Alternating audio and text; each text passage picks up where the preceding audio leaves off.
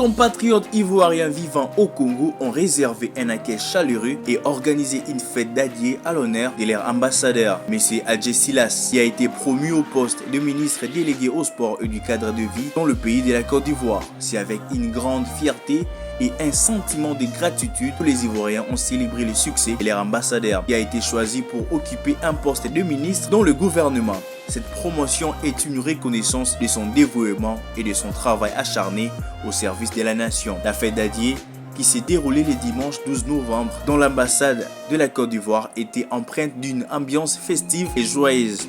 Les compatriotes ivoiriens se sont rassemblés pour exprimer leur appréciation et leur gratitude envers leur ambassadeur pour son engagement et sa représentation exemplaire de la Côte d'Ivoire à l'étranger. Lors de cette occasion spéciale, des discours élogieux ont été prononcés pour saluer les réalisations de l'ambassadeur et lui souhaiter beaucoup de succès dans ses nouvelles fonctions en tant que ministre. De notre rencontre inaugurale, je vous ai dit que le président de la République, son Excellence M. Alassane Ouattara, président de la République de Côte d'Ivoire, m'a mis en mission ici pour premièrement raffermir les liens de coopération qui ont toujours existé entre la RDC et la Côte d'Ivoire et à rendre visible l'intégration africaine, faire en sorte que les Ivoiriens qui sont ici se sentent bien chez eux, comme les Congolais qui sont en Côte d'Ivoire se sentent bien chez nous. Et ensuite, renforcer la diaspora. L'un dans l'autre, nous allons nous mettre au travail. Mais aussi le travail de raffermissement des liens de fraternité pour ressouder des liens entre frères. Il peut y avoir des moments d'incompréhension,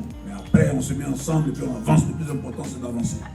Soyez tolérants, pardonnez-lui comme lui aussi, il va vous pardonner ce qui n'a pas marché dans vos rapports avec lui. Nous sommes condamnés à nous entendre et à avancer ensemble. La RDC et moi, la diaspora ivoirienne, la RDC et moi, c'est une histoire d'amour. Que Dieu vous bénisse abondamment. La fête d'adieu a été marquée par des danses traditionnelles, des chants, des témoignages émouvants des compatriotes reconnaissants. Je dirais même l'ex-ambassadeur parce que maintenant il est nommé ministre. C'est une grande joie pour la diaspora ivoirienne parce que ce monsieur a fait de nous de grandes personnes. Donc il mérite cette petite réception. Ce bain de foule, il fallait le faire pour lui montrer qu'on l'aime, on l'aimera et on sera toujours avec lui. Et monsieur le grand cœur, il est venu, il nous a tout donné. Ça nous maintenant de lui donner aussi. Je le remercie ce qu'il nous a fait. Parce que tout ce qu'il faut prier, c'est avec la prière qu'il va réussir. En tout cas, que Dieu l'aide vraiment à remplir la tâche qui lui attend.